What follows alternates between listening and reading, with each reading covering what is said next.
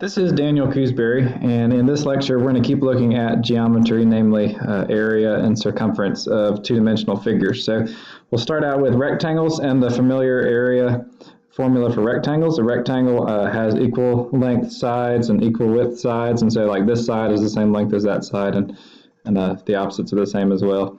And we have a square here which has equal length sides all around, and so we got these two area formulas. Then the area of a rectangle is length times width. The area of a square is just the side squared, which is the same thing as length times width because they're the same measure. And I want to go ahead and show you kind of how to use this with a rather complex problem. So here we have a figure, and the figure is made up entirely out of right angles, and you can kind of tell all these are indicated as right angles. And so what we can do to calculate the area is we can imagine that these are actually just two rectangles put together. So just kind of imagine that it's kind of split there, and I can cut it into two rectangles. And the first rectangle is going to be a 3 by 8, so that's 3, that's 8. So I can find the area of that. Let's call this rectangle 1. And then the second rectangle, the width is going to be 4 meters, and the length is going to be this long segment here. Now to find the length, I need to use other parts of this figure. Namely, I know that up to here it is 9 meters, and then this remaining part is 3 meters. So the total length is going to be 12. So this whole length is going to be 12 meters. And I can use those two areas to find the area of the entire figure. So I'm going to find the area of figure 1, which is length times width, 8 times 3, which is 24, and area is in square units, so we'll do meters squared. The area of figure 2, I just number these 1 and 2, is going to be 4 times 12, which is 48 meters squared. And since what I've done is I've kind of taken this big figure and broken it into two rectangles, and I did that kind of perfectly, then that means my area is just the sum of those two areas, the sum of the area of those two rectangles, which is 24 plus 48, which is 72 meters squared. And so it's a rather simple formula, and it's pretty powerful if you wanted to use it for some other things. Now let's look at another application problem. Here we're not told anything. We're not given a figure, but we're told that we want to put carpet on a rectangular floor. So we know that area equals length times width formula is probably going to come into play here. The floor is 9 feet by 21 feet, and the carpet costs $26.50 per square yard. So the idea is, well, we can maybe start. Here's kind of my recommendation with geometry problems that aren't kind of drawn for you already, is let's start by drawing a picture. And let's label this rectangular floor with the things we know about it, namely it's 9 feet by 21 feet. And I can go ahead and tell you the area of this floor and then figure out how to put carpet on it. But before I do, I want you to note that we're dealing in feet here, whereas our price is in square yards. So what I think is going to make our life easier is let's convert these to yards. Let's change this to yards and this to yards. If you remember, 3 feet makes a yard, so this is really going to be 3 yards. If I just divide that by 3, this is going to be 7 yards. So I can think of this rectangle as being 3 yards by 7 yards, and then I can find the area in yards. So the area of this rectangle is 3 times 7. They're both in yards, so it's going to be 21 square yards. And then this says that the cost of flooring it is going to, or carpeting it is going to be $26.50 per square yard. So the cost is $26.50 per square yard. I'm kind of writing this in a weird way. So then I'm going to use this and kind of do some dimensional analysis with this. So if I start out with 21 yards of flooring and I multiply it by this unit fraction, that should be a 6, $26.50 per square yard. Then, just like with dimensional analysis before, if I have the unit on the denominator, it'll cancel out. My unit in the numerator now is dollars, so I'm going to do 21 times $26.50, and I end up with, hold on, something's wrong. 21 times 2650, and I get $556.50 as my as my answer. So there's a little dimensional analysis for you and a problem which doesn't give you any sort of figure, but it does tell you you're dealing with a rectangle, and so you can use the area formulas for that. Okay, here's another shape. So here's the area of a parallelogram. A parallelogram is a quadrilateral in which the opposite sides are parallel, so we can kind of use these symbols to denote parallel things, kind of like we use tick marks to note they're the same length. So if these symbols match, then that means these two segments are parallel, and same here, these two match, so they're parallel. The area of a parallelogram is pretty simple. It's base times height, which is very similar to length times width. The only reason we're changing the names from base and height, or from length and width to base and height, is because the base and the height of the parallelogram have to be perpendicular. So note that this square, this little right angle sign here, the height of a parallelogram is the distance from the base to the next base such that it forms a right angle. So in other words, if we were to draw a segment like this, that doesn't form a right angle. We can't call that the height. But if we draw a segment right here, and it makes a right angle, and it goes from base to base, that's going to be the height. It's going to be the exact same length as this h right here. So in order to find the area of a parallelogram, we need the base and we need the height. And they're typically going to be given, or we can find it. So, and then in this example, notice there's a lot of numbers on here. All I want is the base, which is this 58, and the height, which is this 43, to get my area. So we can't really use this 46 in the area formula in this case. So our area is going to be base times height, and that's just multiplication. So 58 times 43, which is 2,494, and this is going to be in square feet. So, okay. Next one, area of a triangle is just half the area of a parallelogram. So we have 1/2 base times height here. And just like in a parallelogram, in order to have your base and your height, your base is just going to be one side of the triangle, and you can kind of pick which one. But the height has to be from the base to the top of the triangle, and it's got to form a right angle with the base. So the height's a very specific thing. It's got to form a right angle. So in example A, we have the base here is 14. The height is 8. You can tell because it goes from the base to the top of the triangle. It forms a right angle. And so here our area is going to be 1/2 times base times height. So 1/2 times 14 times 8 gives me 56 square inches. And then I put this next one on here because it looks a little different. We got an obtuse triangle in B, and notice how the base here is 9.8, and if we were to draw a perpendicular right here, it wouldn't go to the very top of the triangle. It'd be too short. So what this figure does is it kind of extends out the base a little bit. We don't really care how long this is, but it extends it out so that we can draw a perpendicular from the base to the top of the triangle, which is that point right there. So that 4.2 is what we're really interested in, not this little blue line I drew. So our base then is going to be this 9.8, and our height is going to be 4.2, and we can ignore this length and this length because we can't actually use them to find the area of this triangle. So we're going to do 1/2 times 9.8 times 4.2 as the area of this triangle. So I'm going to do 1/2 times 9.8 times 4.2, and I get 20.58. This will be in square yards. So triangles a little bit trickier because you got to identify what the base and the height are, but the good thing is the formula is not too bad. It's just two things, and then you multiply it by 1/2 or divide it by 2 or whatnot. The next figure we're going to look at is the trapezoid. Now the trapezoid is different than a parallelogram because it only has one set of parallel sides. So in that figure, A and B are parallel to each other. The other two aren't necessarily. So they could be, but they're not.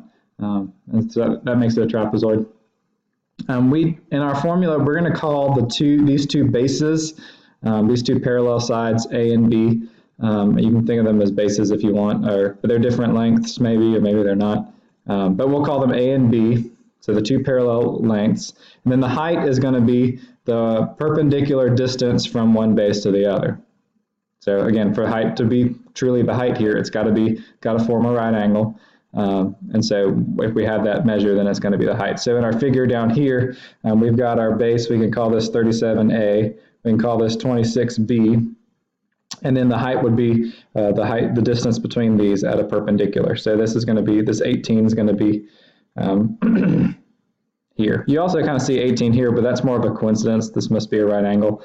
We weren't told that. But the fact that we're told there's a right angle here means that we should definitely use this 18 as our height. So the area of this trapezoid is 1/2 times the height, which is 18, times A plus B, which is 37, plus 26.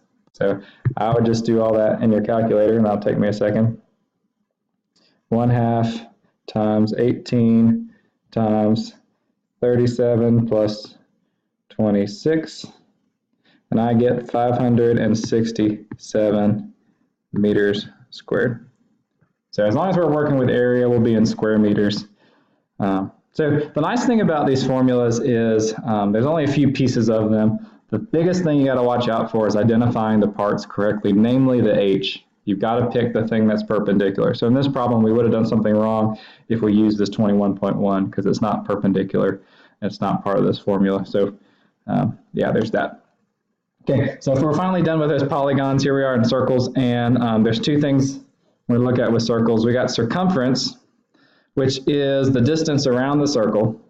And the circumference formula has two forms. It's kind of dependent on if you have your diameter or your radius, but so parts of a circle, I don't know if we talked about, but the radius of the circle is going to be the distance from the center to anywhere on the circle. It's going to be always the same distance from the center to anywhere on the circle. We'll call that the radius. So if I were just to draw something right here, that would be the radius.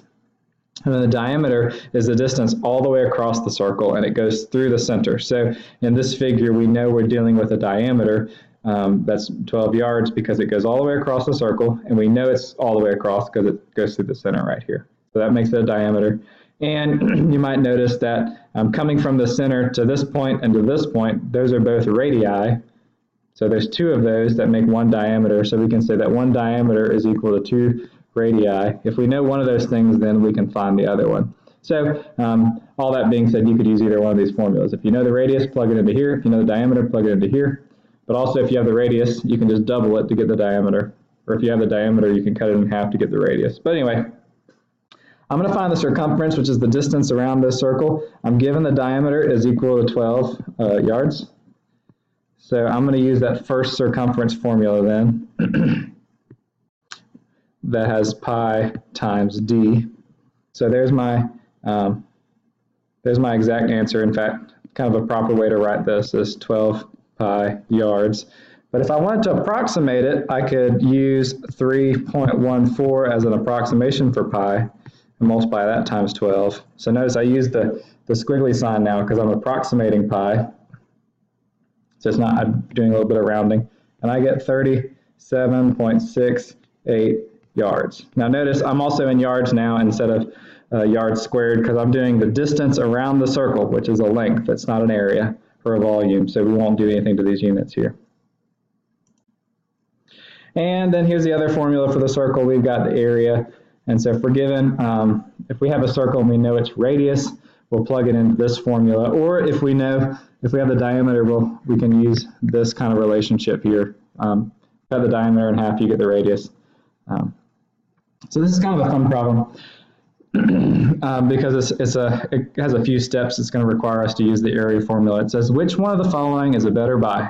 A large pizza with a 14-inch diameter for $12 or a medium pizza with a 7-inch diameter for $5. So what we're dealing with then are two pizzas. So there's my large one, there's my small one. And I know the diameter of this large pizza is 14 inches. The diameter of this smaller pizza is 7 inches. And I can tell you the price of these pizzas. So this pizza cost $12. I'll just kind of jot this down. This pizza cost $5.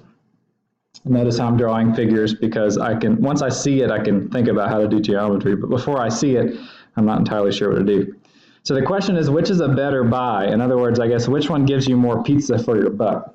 Okay, so if you want to talk about how much pizza we have, it'd probably make more sense to talk about the actual area of the pizza. So how much pizza is going to be in your hand? How much space does it take up?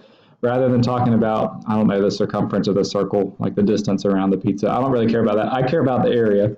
So what I'm going to do is I'm going to calculate the area of each of these two pizzas. Okay, so but before I do, notice my area formula up here is in terms of the radius. So I need the radius here. If my diameter is 14, my radius is going to be 7 inches. Here, if my diameter is 7, the radius is going to be 3.5 inches. Just cut that in half. Sorry, it's getting a little messy.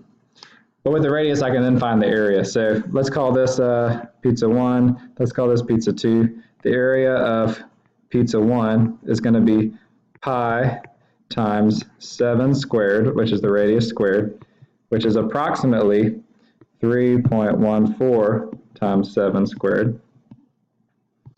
And I need to do that in my calculator. So 3.14 times 7 squared, which is 153.86 square inches. So that's how much area I get from that first pizza.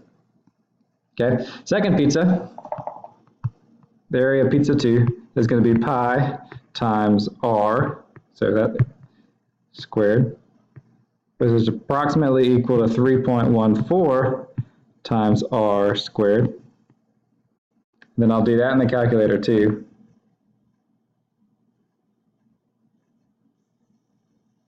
And I get 38.4, I'll round up to 7 inches squared.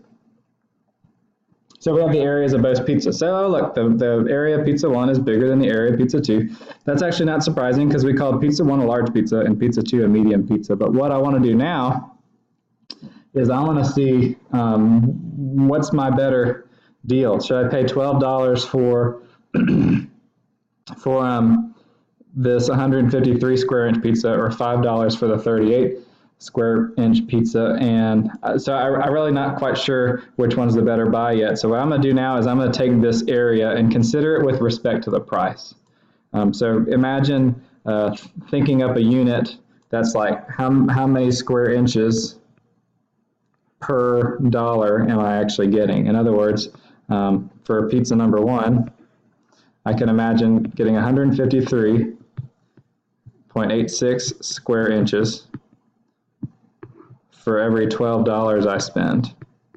And that's going to give me some kind of how many square inches per dollar am I getting. So if I do that division, 153.86 divided by 12, I get 12.82 inches squared per dollar.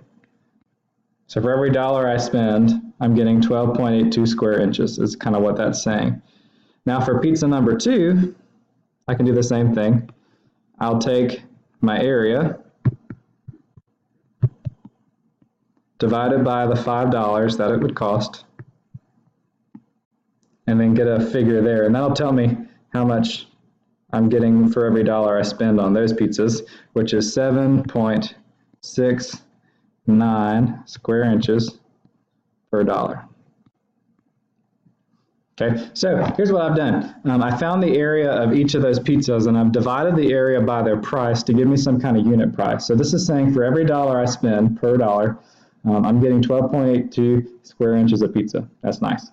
This is saying that for every dollar I spend, this per dollar, I'm getting 7.69 square inches of pizza. Okay, so now that I've kind of reduced them down to their per dollar price, this number is bigger. In other words, I'm getting more money or more pizza for every dollar I spend when I get the large pizzas than when I get the medium pizzas. I'm getting less money. I'm getting less pizza, 7.69 square inches compared to 12.82. So my answer then would be, which is the better buy? And I would say, well, it's the large pizza with the 14-inch diameter for $12. And so that's an example of kind of how you would use the area formula in practice, is you can find the area of it and you can kind of quantify things you want to know. In this case, I'm more interested in how much pizza am I going to get, because that matters to me. And so if I'm buying for a large group, maybe I just get a bunch of large pizzas instead of a bunch of little medium ones for the same price, because I'm getting more pizza that way. So anyway, that's a pretty handy